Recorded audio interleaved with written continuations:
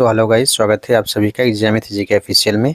आज हम लेकर आए हैं जीके के मोस्ट इंपॉर्टेंट क्वेश्चन जो कि आपके सभी एग्जाम जैसे एसएससी, बैंक, रेलवे या कोई भी वनडे एग्जाम हो जिसमें जीके के प्रश्न आते हैं, उन सभी परीक्षाओं के लिए सारे क्वेश्चन मोस्ट इंपॉर्टेंट है, क्योंकि सारे क्वेश्चन हमने प्रीवियस ईयर क्वेश्चन लिया है और यही सारे क्वेश्चन आपके एग्जाम में बार बार रिपीट होते रहते हैं।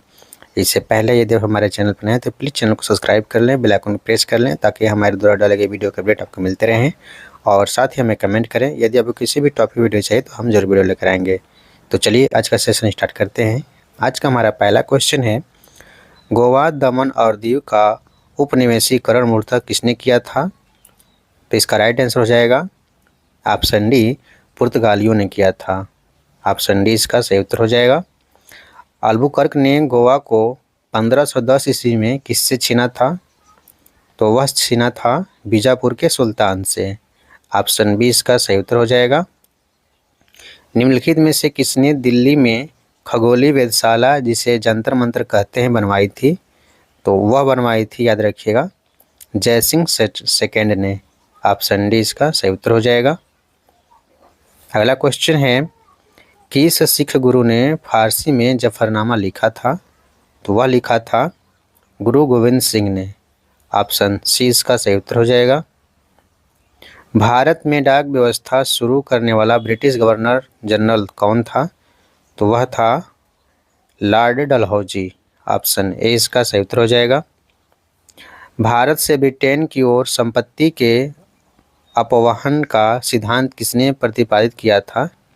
तो वह प्रतिपादित किया था, याद रखिएगा, ऑप्शन बी, दादा भाई नौरोजी ने। ऑप्शन बी इसका सही उत्तर हो जाएगा।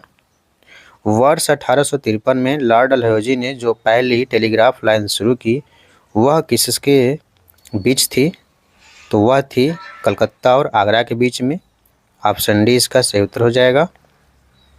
वर्ष 1829 में सती प्रथा का उन्मूलन किसके द्वारा किया गया था? तो वह किया गया था लॉर्ड विलियम बेंटिंक के द्वारा। ऑप्शन डी इसका सही उत्तर हो जाएगा। स्वामी विवेकानंद का पूरा नाम, स्वामी विवेकानंद का मूल नाम क्या था? तो उनका मूल नाम था नरेंद्र नाथ दत्त। ऑप्शन ए इसका सही उत्तर हो जाएगा।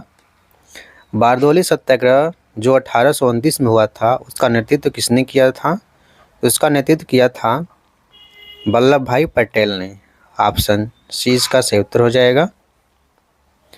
किस वायसराय के शासनकाल में पहली फैक्ट्री अधिनियम पारित किया गया था? तो वह वायसराय हैं लॉर्ड रिपन। ऑप्शन सी इसका सही उत्तर हो जाएगा। बेगम हजरत महल ने 1857 के विद्रोह का नेतृत्व निम्न में से किस शहर से किया था? बेगम हजरत महल ने 1857 के विद्रोह का नेतृत्व किस शहर से किया था? तो वह किया था, याद रखिएगा, लखनऊ से। ऑप्शन ए इसका सही उत्तर हो जाएगा। 1857 के विद्रोह के समय भारत का गवर्नर जनरल कौन था? तो वह था लॉर्ड कैनिंग। ऑप्शन सी इसका सही उत्तर हो जाएगा। निम्नलिखित कांग्रेसी नेताओं में से किसको भारत का महान वृद्ध व्यक्ति कहा जाता है? तो वह कहा जाता है, याद रखिएगा, दादा भाई नौरोजी को। ऑप्शन सी इसका सही उत्तर हो जाएगा। किस गवर्नर जनरल के कार्यकाल के दौरान भारतीय राष्ट्रीय कांग्रेस बनी थी? तो वह बनी थी लॉर्ड डफरिन के कार्यकाल में। ऑप्शन सी इसका सही उत्तर हो जाएगा। भारतीय राष्ट्रीय कांग्रेस की सबसे पहली महिला अध्यक्ष थी, तो वह कौन थी? वह थी एनी बेसेंट। ऑप्शन सी इसका सही उत्तर हो जाएगा। वर्ष 1905 के बंगाल विभाजन के समय वायसराय कौन था? तो उस समय वायसराय थे लॉर्ड कर्जन, याद रखिएगा। ऑप्शन ए इसका सही उत्तर हो जाएगा। वर्ष 1947 के बाद निम्नलिखित में किस राज्य को भारत संघ में सैनिक कार्रवाई द्वारा बलपूर्वक मिलाया गया था? तो वह राज्य है, याद रखिएगा, हैदराबाद है। ऑप्शन ए इसका सही उत्तर हो जाएगा। किसने कहा था तुम मुझे खून दो मैं तुम्हें आज़ादी दूंगा? इसका सही उत्तर हो जाएगा ऑप्शन ए, सुभाष चंद्र बोस ने। भारत की संविधान सभा किसके अनुसार गठित की गई? तो वह की गई है, याद रखिएगा, कैबिनेट मिशन योजना के तहत। ऑप्शन 20 का सही उत्तर हो जाएगा। प्रथम भारतीय नोबेल पुरस्कार विजेता कौन थे? तो वह थे रविंद्रनाथ टैगोर। ऑप्शन 20 का सही उत्तर हो जाएगा। भारत को एक संविधान देने का प्रस्ताव संविधान सभा द्वारा पारित किया गया था। तो कब पारित किया गया था? वह पारित किया गया था 22 जनवरी 1947 को। ऑप्शन 20 का राइट आंसर हो जाएगा। भारतीय राष्ट्रीय ध्वज के प्रारूप को किस दिन स्वीकार किया गया?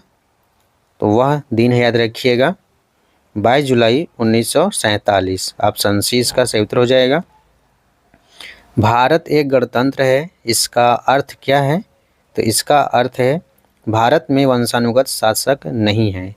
ठीक है, ऑप्शन सी इसका सही उत्तर हो जाएगा।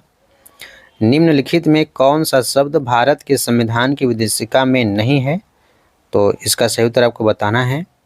तो वह है, याद रखिएगा, लोक कल्याण। ठीक है, यह नहीं है।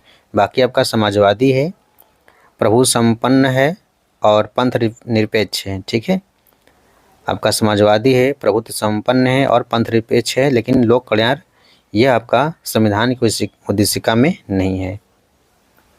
भारतीय राजनीतिक व्यवस्था में इनमें से कौन सर्वोच्च है? तो इसका सही उत्तर आपको बताना है। वह है आपका संविधान सर्वोच्च है। ऑप्शन 20 का सही उत्तर हो जाएगा। भारतीय संविधान के बृहद होने का कारण है, यानी कि भारतीय संविधान का बड़ा होने का कारण क्या है? तो वह है इसमें संघ तथा राज्य दोनों सरकारों का संविधान है। भारतीय संविधान का अभिभावक कौन है? तो वह है, याद रखिएगा, सर्वोच्च न्यायालय। ऑप्शन सी इसका सही उत्तर हो जाएगा। भारतीय संविधान में समवर्ती सूची की अवधारणा ली गई है, तो वह कहाँ से ली गई है? वह ली गई है ऑस्ट्रेलिया के संविधान से। ऑप्शन 20 का सही उत्तर हो जाएगा। भारतीय संविधान के अंतर्गत संघ और राज्यों के बीच शक्तियों का विभाजन किसकी प्रेरणा पर आधारित है? तो वह आधारित है कनाडा पर। ठीक है, ऑप्शन 20 का सही उत्तर हो जाएगा। हमारे संविधान के किस भाग में 3 सोपानों में पंचायतें बनाने की परिकल्पना की गई है? तो वह है आपका भाग 9 में है। ऑप्शन ए इसका सही उत्तर हो जाएगा।